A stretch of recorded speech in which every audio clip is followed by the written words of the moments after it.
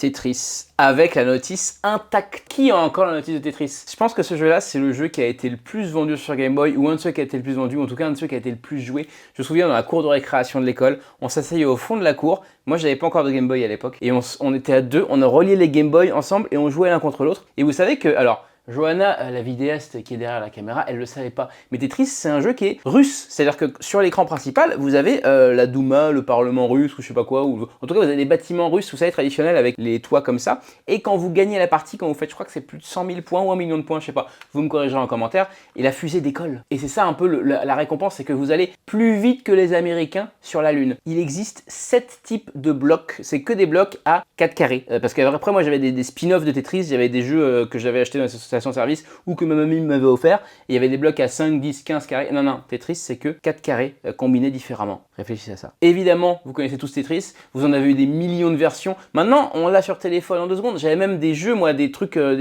chinois là, qu'on achetait, vous savez, dans les stations service, où on pouvait jouer à Tetris. Donc je jouais pas vraiment à mon Tetris, mais je l'ai. Et ça fait partie des bases de la Game Boy, Tetris et la notice. Que dire de plus?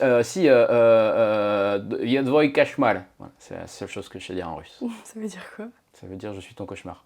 Ah d'accord.